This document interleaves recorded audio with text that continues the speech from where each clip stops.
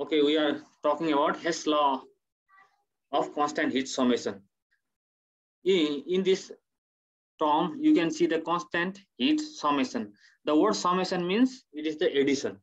Okay, and we can add this or subtract this heat constant to give or to find the ultimate heat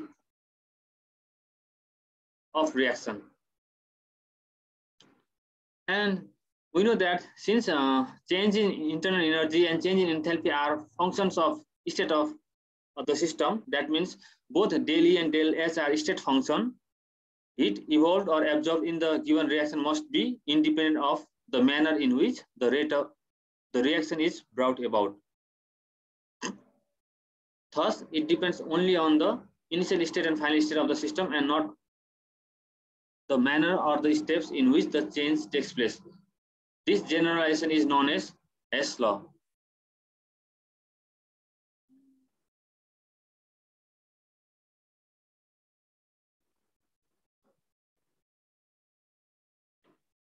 In Hess law, we will study about it's all about the internal energy and heat constant or enthalpy. We know that internal energy and heat constant enthalpy are state function.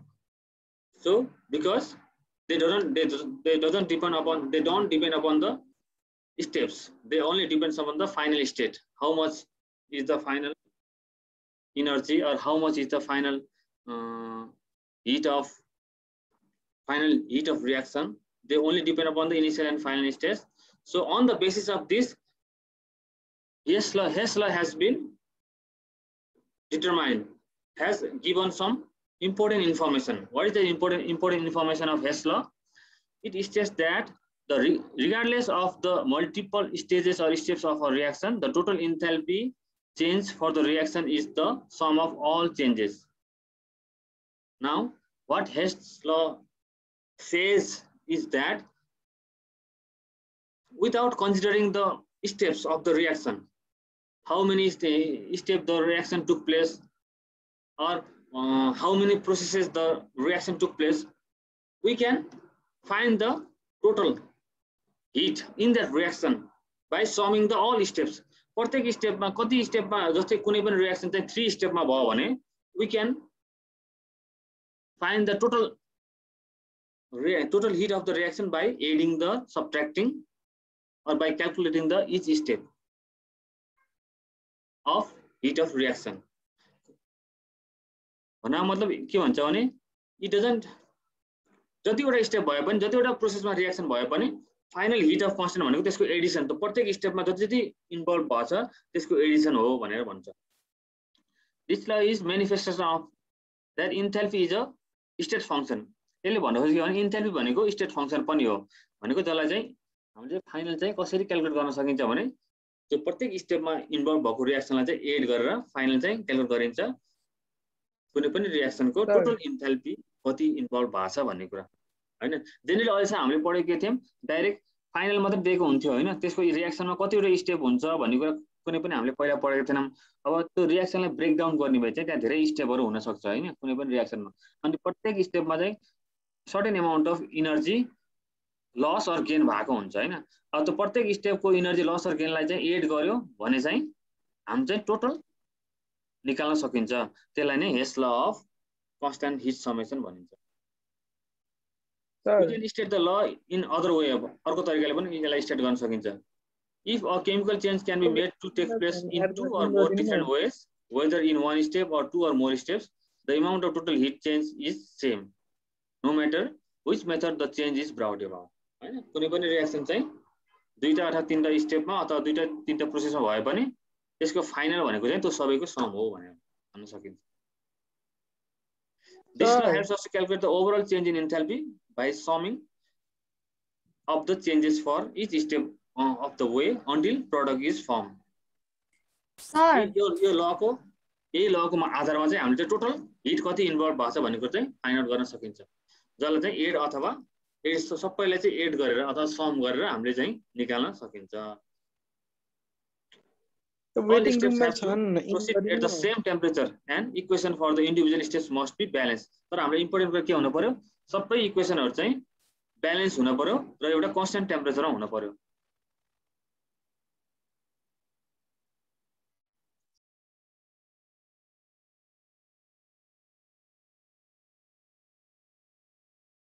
Sir waiting रुममा छन् कि in गरिदिनु रे?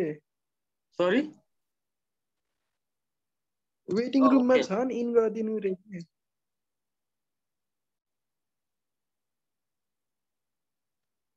Okay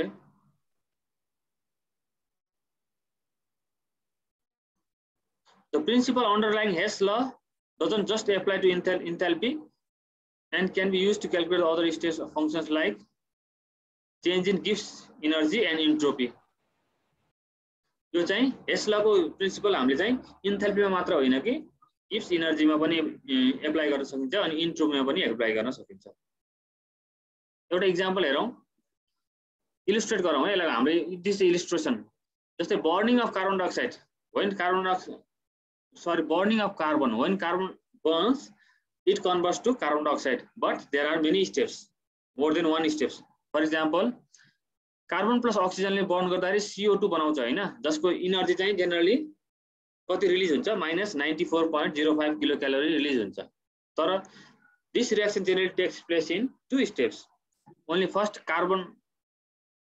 carbon and half oxygen react to give, यहाँ चाहिँ mistake भछ, यो CO है, carbon monoxide है, यहाँ यो टाइपिङ मिस्टेक है। कार्बन मोनोअक्साइड सुरुमा फर्मेसन हुन्छ है। कार्बन मोनोअक्साइड फर्मेसन हुँदाखेरि 26 तिमीले एक्जाममा यो एक्जाम्पल दिन पर्यो भने CO लेख है, यहाँ मिस्टेक भछ, यो मैले बुकबाट ल्याएको, बुकमा मिस्टेक भएछ।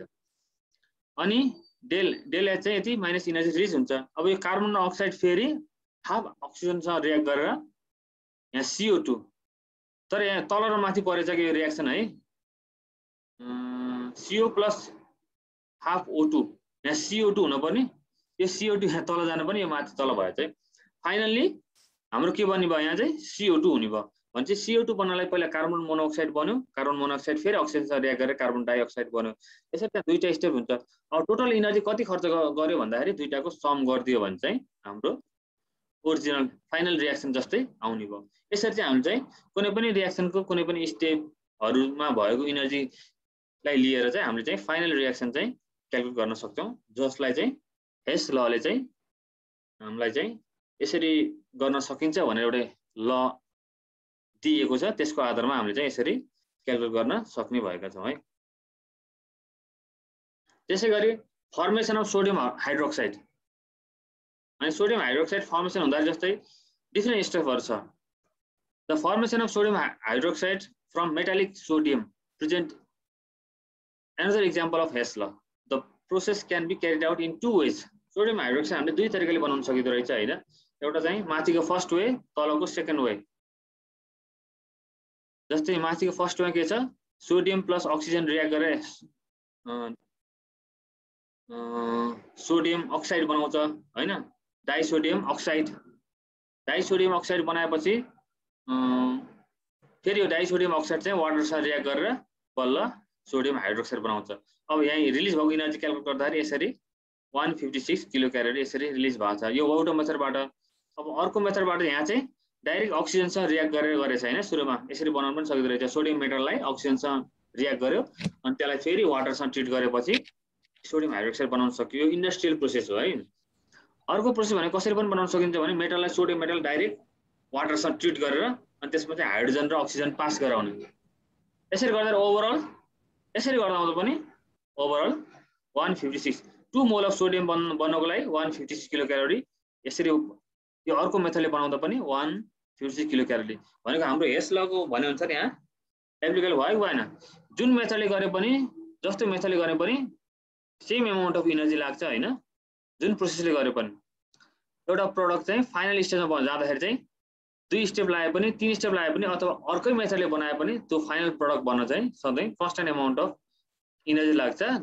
यो कन्स्टेन्ट हिट अफ रिएक्सन हुन्छ, जुन चाहिँ हामीले चाहिँ त्यो स्टेपको हिट अफ रिएक्सन एड गरेर गर्छौं हैन। तर त्यो डिफरेन्ट प्रोसेसमा गर्दा पनि त्यो चेन्ज हुँदैन। एउटै प्रोसेसमा जस्तै यहाँ चाहिँ दुई तरिकाले गरियो हामीले हैन, दुई तरिकाले गर्दा पनि सेम आयो। अब दुई तरिका भित्र पनि हामीले के छ, प्रत्येक तरिका चाहिँ दुईटा स्टेप छ। दुईटा स्टेपलाई हामीले के गर्यौं, एड गर्यौं। भनेपछि कुनै पनि रिएक्सनको एक भन्दा बढी स्टेप भयो भने त्यसलाई हामी एडिसन गरेर गर्न सक्छौं अथवा अर्कै मेथडबाट भए पनि त्यसको चाहिँ दुईटा तीनटा प्रोसेसबाट गरे पनि त्यो बन्ने फाइनल प्रोडक्ट चाहिँ त्यसको हिट अफ कन्स्टेन्ट चाहिँ सेम हुन्छ भन्ने कुरा चाहिँ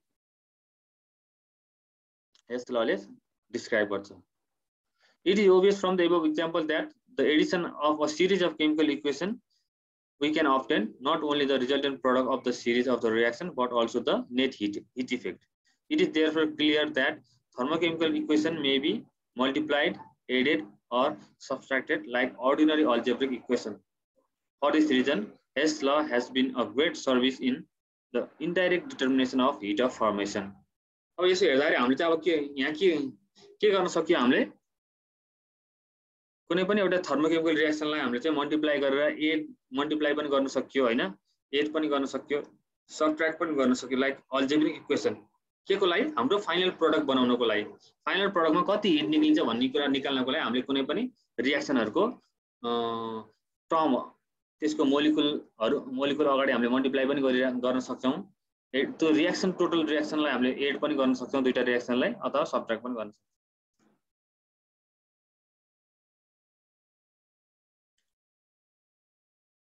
अब एप्लिकेसन है what are the application of this Hess law? One first application is determination of heat of formation of a substance which otherwise cannot be measured experimentally. In some reaction we cannot experimentally calculate the heat, and very difficult to calculate the heat of the reaction. So in such case we can determine by the like algebraic addition subtraction of the reaction of different steps हैन कुनै final product बन्न कति लाग्छ भन्ने कुरा calculate गर्न अलिकति गाह्रो हुन्छ त्यही भएर त्यो फाइनल प्रोडक्ट बन्नु भन्दा अगाडि जुन स्टेपहरु हुन्छ नि स्टेपहरुलाई हामीले चाहिँ मल्टिप्लाई सबट्र्याक्ट गरेर हामीले चाहिँ निकाल्न सक्छौं त्यो नै एउटा great application of Hess law हो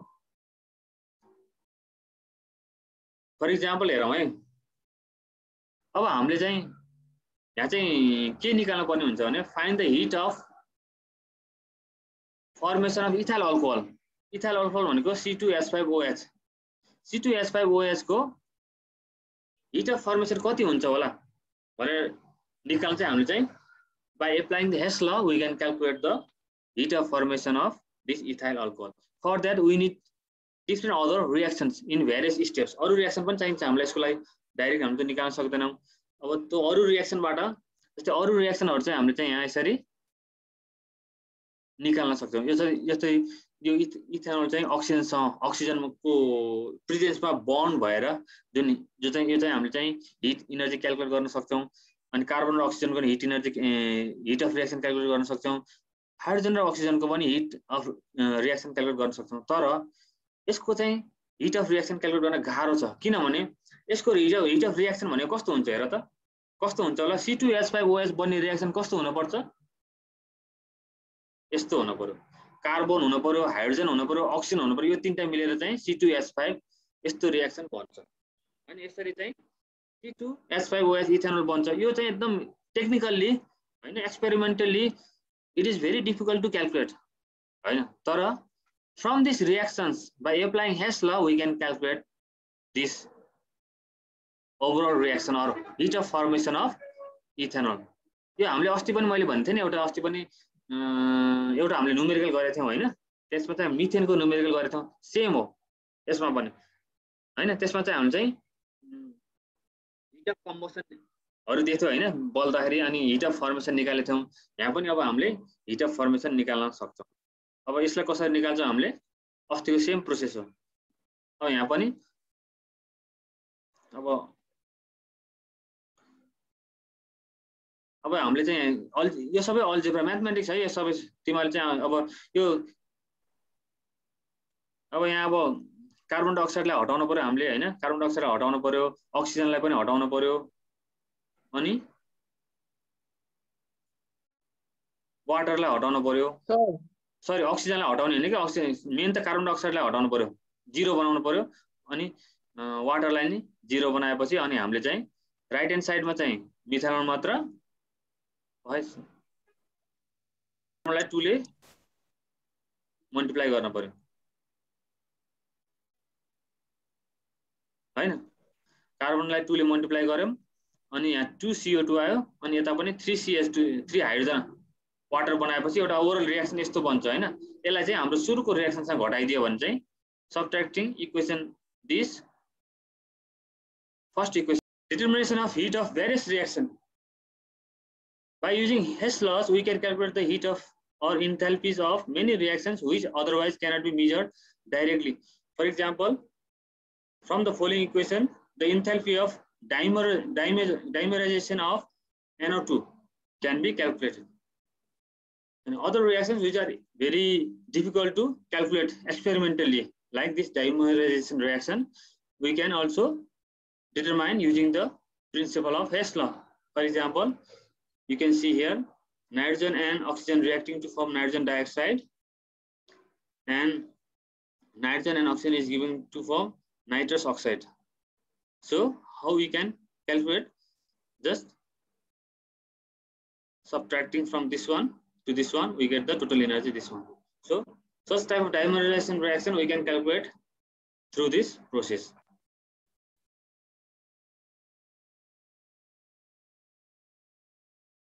So ultimately we are at the end of this chapter unit 6. From this unit 6 we learned many things about thermodynamics, chemical reaction, many thermodynamic processes. So I hope you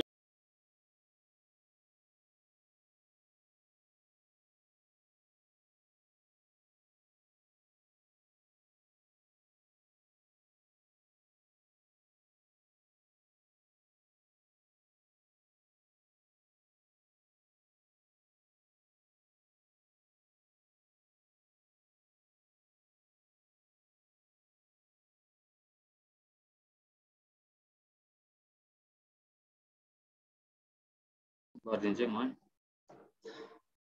त्यही भएर average रिएक्सनको disadvantage भनेको के हो भने यसले चाहिँ certain time इन्टरभलको value लिएको हुन्छ त्यो सर्टेन टाइम इन्टरभलमा चाहिँ त्यसको कन्सन्ट्रेसन चाहिँ एकदम ड्रास्टिकली चेन्ज भइसकेको हुन्छ हैन अथवा केही पनि चेन्ज नभएको पनि हुनसक्छ त्यसकारणले चाहिँ एभरेज रेन्जले चाहिँ एक्चुअल रेट अफ रिएक्सन चाहिँ भन्न सक्दैन त्यही भएर हामीले चाहिँ अर्को एउटा टर्म आवश्यक पर्छ that is instantaneous rate of reaction so generally instantaneous rate of reaction is preferable because instantaneous rate of reaction ले के गर्छ त्यसले चाहिँ सर्ट एकदम सर्ट टाइम इन्टरभलको मात्र रेट अफ रिएक्सन बताउँछ एकदम सर्ट टाइम अफ इन्टरभल जो चाहिँ एक्ज्याक्ट रेट हुन्छ हैन जस्तै इनिशियल 10 सेकेन्ड र इनिशियल 10 सेकेन्डमा हामीले कन्सन्ट्रेसन यति एउटा सर्टेन कन्सन्ट्रेसनमा चेन्ज भयो भने इनिशियल 20 सेकेन्डमा हेर्दाखेरि चाहिँ डिफरेन्ट हुन्छ त्यही भएर इनिशियल 10 सेकेन्ड र इनिशियल 20 सेकेन्डको हामीले एभरेज लियो भने फरक आउँछ त्यही भएर हामीले चाहिँ एभरेज रेट अफ रिएक्सन चाहिँ लिनको कमजोरी के हो भने यसले चाहिँ एक्चुअल रेट अफ रिएक्सन चाहिँ भन्दैन त्यही भएर चाहिँ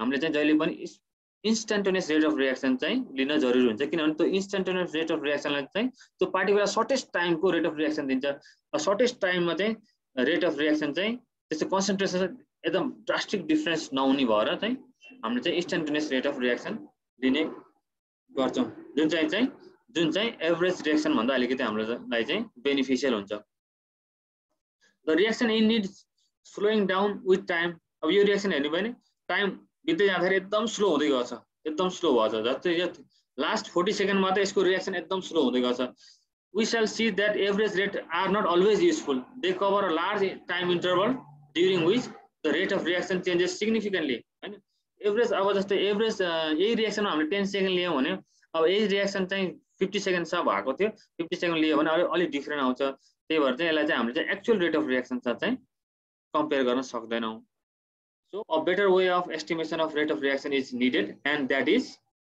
instantaneous rate of reaction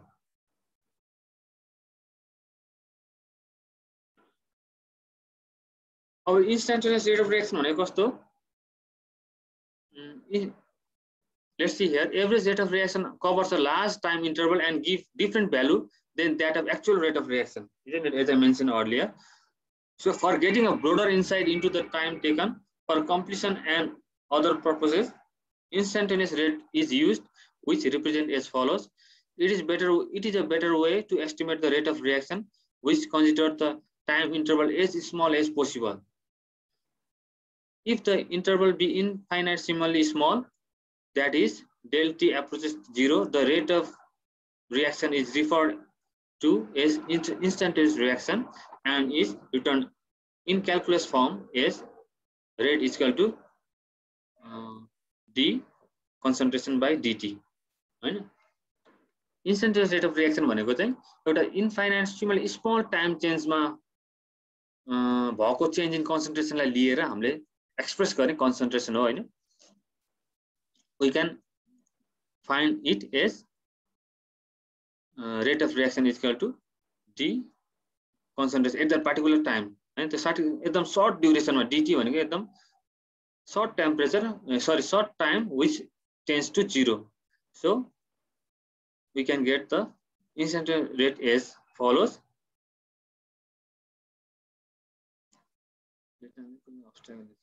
Thus, at any time, the instantaneous rate is equal to the slope of the straight line drawing tangent to the curve at that time.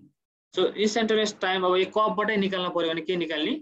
The tangent, slope of the tangent. एउटा tangent line draw गर्ने यो point मा अनि draw गरेर त्यसको slope नै instantaneous rate हो. Generally अघिल्लो केसमा चाहिँ हामीले के गरेका थियौं? त्यसमा पनि हामीले slope निकालेका थियौं हैन. Slope तर certain time interval को लिएर निकालेका थियौं slope हैन 10 सेकेन्ड को. तर यसमा चाहिँ certain point को मात्र लिन्छ हैन. त्यो point को एउटा tangent बनाएर त्यसमा चाहिँ slope कति आउँछ त्यो नै instantaneous rate of reaction हो. अब rate law को बारेमा. What is rate law? Rate law or rate equation are mathematical expression that describes the relationship between rate of chemical reaction and the concentration of its reaction. Rate law tells about what is the relationship between rate of reaction and concentration of the reactant. As example, consider the reaction described by following chemical equation. And let's take one example of this reaction where A and B are the stoichiometric coefficient.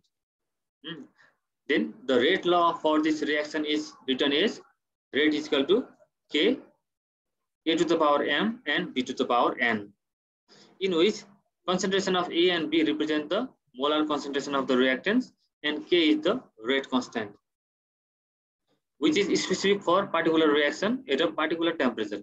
K is specific for the reaction and it is also called rate constant. अब important thing चाहिँ यो M र N छ नि हैन. M र N चाहिँ A र B सँग सेम पनि हुन सक्छ तर सेम हुनै पर्छ भन्ने पनि छैन. It may be different. The component M and N are reaction orders. जसलाई चाहिँ हामीले reaction order पनि भनिन्छ हैन. And are typical positive whole numbers हैन 1 2 3 4. Though they can be in certain case fraction हुन सक्छ negative or 0 पनि हुन सक्छ है. The rate constant K and the reaction order M and M must be determined experimentally by observing how the rate of reaction changes as the concentration of the reactants are changed.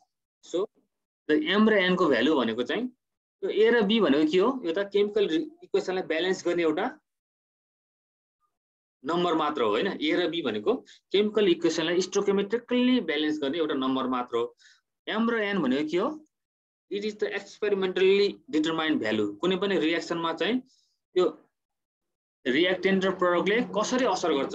2 times त्यसले अब रिएक्टेन्ट्सले 2 times reaction रेटमा असर पार्छ, 3 टाइम्सले असर पार्छ भन्ने कुरा चाहिँ एक्सपेरिमेन्टली हामीले चाहिँ रिएक्सनहरुलाई चाहिँ एक्सपेरिमेन्टली कन्डक्ट गरेर रिएक्टेन्ट कन्सन्ट्रेसन नापेर यता प्रोडक्टको पनि कन्सन्ट्रेसन नापेर त्यसको कन्सन्ट्रेसन प्रोडक्टले कसरी असर गरेर आएछ भन्ने कुरा चाहिँ एक्सपेरिमेन्टली डिटरमाइन गर्ने भ्यालु हो. त्यही भएर M and N is different value from A and B. They can be same, sometimes they can be same, but it is not necessary that they should be same, right? And A and B भनेको stoichiometrically balanced equation को value हो. M and M भनेको चाहिँ experimentally determined value. How the reactants of the chemical reaction affect the reaction rate, that is determined experimentally, and the value of M and N is determined. K is independent. So K depends upon the temperature. K may change on the temperature, but K is independent of the concentration of the reactants. For example, here we have different type of reactions, and we have different rate law for this reaction. According to rate law, the rate of reaction of this reaction is determined as Kn2O5. Here the order of M and M is 1. Here the order of M and M is 1 and 1. So sometimes this A and B is, I showed you in the previous this PowerPoint slide. This sometimes A and B is equal to M and M, isn't it? Sometimes A and B is equal to M and M, but it is not necessary. In this reaction, you can see A is 2, B is 2, but here M and M is different, isn't it? M is 1 and is 2. So it is not necessary that A and B and M are same, because they are different terms.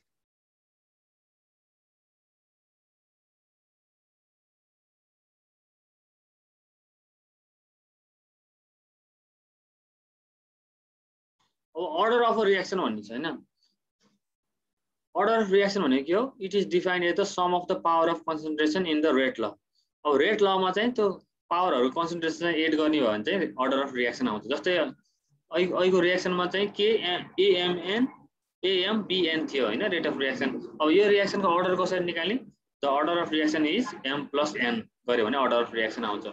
The order of reaction can also be defined as with respect to the single reactant. Single reactant बाट पनि अब A लाई मात्र consider गर्यो भने कुन order reaction, B लाई मात्र कन्सिडर गर्यो भने कुन अर्डर रिएक्सन, A र B होल टोटल रिएक्टेन्टलाई कन्सिडर गर्यो भने कुन रिएक्सन भनेर हामीले डिफरेन्ट तरिकाले एक्सप्रेसन गर्न सक्छौं. तर जनरली हामी चाहिँ ओभरअल अर्डर अफ रिएक्सन चाहिँ एक्सप्रेस गरिरहेका हुन्छौं है.